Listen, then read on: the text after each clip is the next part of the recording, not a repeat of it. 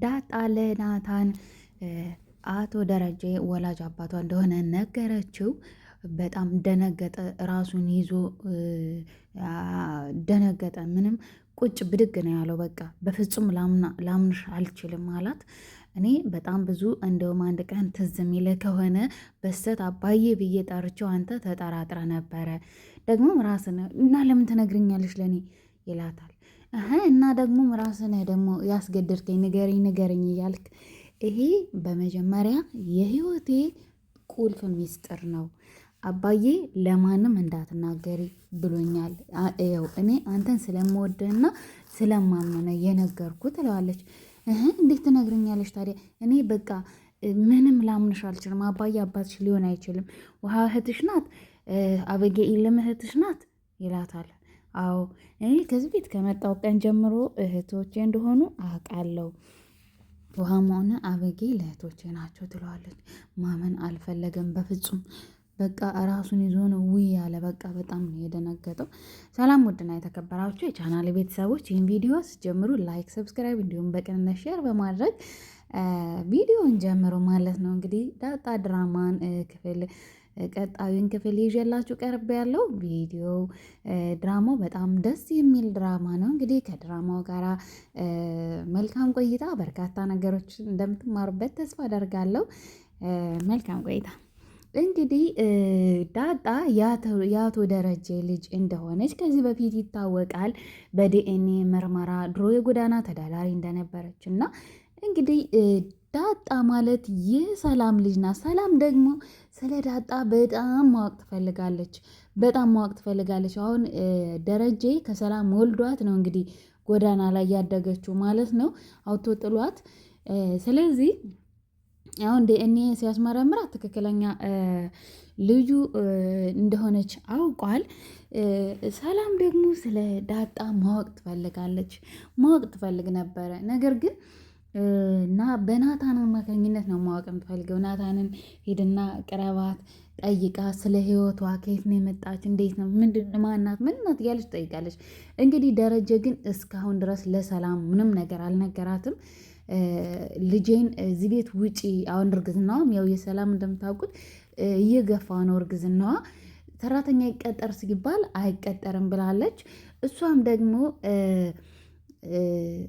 በጣም የደከማት ነው። ነገር ግን ከዚህ ቤት ውጪ፣ ቤት ልከራይልሽ ቢላት እኔ ልጄን ሳትሰጠኝ በፍጹም አልወጣም ትለዋለች።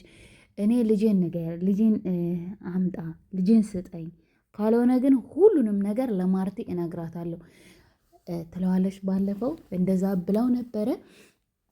ነገር ግን እስካሁን ድረስ አልነገራትም። እስካሁን ድረስ ሰላም ዳጣ ልጇ እንደሆነች በፍጹም አልነገራትም። ለዳጣ በጣም ነው ልዩ ፍቅር ያላት ማለት ነው ሰላም። በቃ እሷን ማወቅ ፈልጋለች። በጣም ነው ማወቅ የፈለገችው። እንግዲህ ይሄ ነገር ቢሰማ ማርቲ በጣም ትጎዳለች። በጣም ነው የምትጎዳው። ምክንያቱም ባሏን በጣም ነው የምታምነው። እንደዚህ ያደርጋል ብላ በፍጹም አታውቅም። እንትን አትልም፣ አትገምትምም፣ አታስብምም።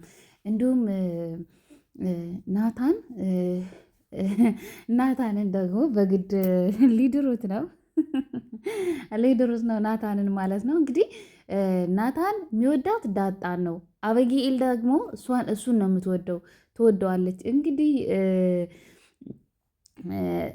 አበጌኤል ለእናቷ ነግራታለች። እናቷ ደግሞ ሽማግሌ እንዲልክ ለአባቱ ውጭ ሀገር ነው የሚኖረው የናታን አባት እና ሽማግሌ እንዲልክ ጠይቀው ብለው ደረጀን ቢጠይቅም እሺ ብሎ ይላስብበት ብሏል። እንግዲህ የናታን አባት ነገር ግን ናታን አይፈልጋትም። ናታን ደግሞ ሕፃን ልጅ አይደለም፣ እሷን በፍጹም አይፈልጋትም ማለት ነው፣ በፍጹም። ነገር ግን እሱን ካላገባው ሞቼ ይገኛለሁ፣ የግራጅቤቴ የምርቃኔ ጊዜ ስመረቅ ቀለበት እንዲያደርግልኝ ብላ ለእናቷ ትነግራታለች። ማርቲ ደግሞ ለደረጀ ስትነግረው ደርዬ በቃ ንገረው፣ ጠይቀውና ሽማግሌ የላክ ወደኛ፣ ስለዚህ ይጋቡ፣ በቃ ልጄ ትወደዋለች፣ የልጄን ፍላጎት ደግሞ እኔ ማሳካት ፈልጋለሁ፣ የመጀመሪያ ልጄ ናት፣ ደስታዋን ያስደስተኛል ብላ ጠየቀችው። በፍጹም እኔ አልዋረድም አልጠይቅም። እሷ ጸባይ የላትም። እኔ አንቺን ያገባሁሽ ሽንጥና ዳሌሽን አይቼ አይደለም ያገባሁሽ፣ እኔ ያገባሁሽ ጸባይሽን አይቼ ነው። አበጌል ደግሞ ምንም ጸባይ የላትም። ጸባይ የሚባል ነገር የላትም። አይፈልጋትም። ከእህትነት በዘለለ አንድም ቀን ተመልክቷት አያውቅም። ናታን አንድም ቀን ተመልክቷት አያውቅም ይላታል። በፍጹም በቃ እሷ ትወደዋለች። አባቱን ስለሚፈራና ስለሚያከብር እሺ ብሎ ያገባታል ትለዋለች። አይ እኔ ይቅርታ አድርግልኝ ማርቲ፣ እኔ በፍጹም አልለውም አለ። ጓደኛዬን አልለውም አለ። በቃ እንዲያውም አምጣ ቁጥሩን እኔ ራሴ እደውልለታለሁ ብላ እንግዲህ ሄደችና ከኤቪ ጋር ሆና ደወለች። ስትደውል ሰውየውም ዱብዳን የሆነበት እሺ እንደው በቃ አንተማ በቃ እኛም ባዳ አድርገህን ነው አደለ? ጠፋህ እኮ ምናምን አትመጣም፣ ሁልጊዜ እመጣለሁ እያልክ በቃ ምንም መታታቅም ትለዋለች። ከዛ እሱ ደግሞ አረ በጭራሽ ማርቲ እመጣለሁ፣ በእውነት አሁን የምሬን ነው እመጣለሁ እና ቆይ ግን በልጆቻችን ብንዛመድ ምን ይመስላል አለች። አረ ምንም ችግር የለውም እንዴ ማርቲ እንዛመዳለን፣ ምን ችግር አለው? ሊያዛምዱን እያሰቡ ነው እንዴ እነ ልጆቻችን አድረጉ ማለት ነው እያለ አዎ ብላ በጣም ነው ያፈረችው ማለት ነው። እንግዲህ ማርቲ እዛ እማዬ በጣም እኮ ነው የምወድሽ የኔ ቆንጆ ናት የኔ ውድ ናት ስትላት ይህ ዝርቤ ድዘባክሽ ብላ እንዲሁም አዋረድሽኝ፣ አንቺ ተዋርድሽ እኔን አዋረድሽ ደግሞ በአንቺን የወጣሁት ያለሽ ብላ ጥላት ሄደች ማለት ነው ማርቲ። እና በምክንያት አድርጎ ደግሞ አቶ ደረጀ ደግሞ ጠየቀው። አባትን ምን ያክል ታከብረዋለህ ልጄ አለው። አሁን አባት ለምሳሌ እና ትምህርትን አቋርጥና ና ቢልህ ወደ እሱ ትሄዳለህ ወይ አለው። ምክንያቱ አሳማኝ ከሆነ አዎ ሄዳለሁ አለ። እሺ ሌላ ደግሞ ትምህርትን አቋርጥ ቢልስ? አዎ አቋርጣለሁ አለ። እሺ የማትፈልጋትን ልጅ ሴት ለምሳሌ እሱ ቢፈልጋት አንተ የማትፈልጋትን ሴት አግባ ቢልህና ቢጠይቅህ አባትን ስለምታከብርና አባት ይሳሳታል ብለህ አባቴ ሁልጊዜ እውነተኛ ነው ብለህ ታምናለህ አለው። አዎ አይ በእርግጥ የሰው ፍጹም የለውም ይሳሳታል አለው። እሺ እና እሺ አንዲት ሴት አምቶ አግባት፣ በቃ አንተ የማትፈልጋትን ሴት ምታቃት ሴት ሆና ግን አንተ ለጋብቻ የማትመኛት ሴት ብትሆን እሺ ትላለህ ወይ ለአባትህ ስትል ሲለው በፍጹም እኔ እሺ አልልም ብሎ እሺ በቃ እንደዛማ ከሆነ በቃ በግልጽ ልንገርህ ይልና ዳጣን ኤቪን ታገባታለህ አለው። ምን አባዬ ብሎ ድንግጥ አለ።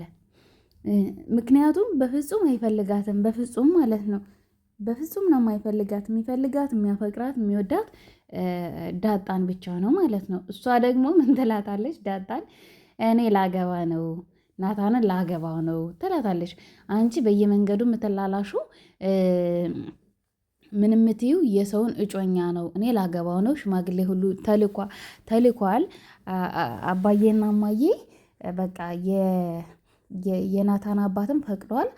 ማን ነው ታዲያ እንትን ያለ ሽማግሌ ላከው? አባዬና እማዬ አሁን የናታን አባት ወደዚህ ሽማግሌ እንደሚልክ ነግሮኛል። ስለዚህ አርፈሽ ቁጭ በይ አትልከስከሽ ትላታለች። ኧረ እባክሽ እኔ ከነ ክብሬ ነው ያለሁት። እሺ ከነ ክብሬ ነው ያለሁት።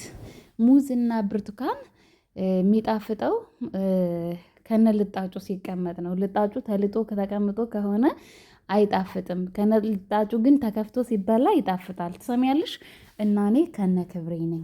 ማንንም አላማገጥኩም። የማንንም እጮኛም እንትን አላማገጥኩም።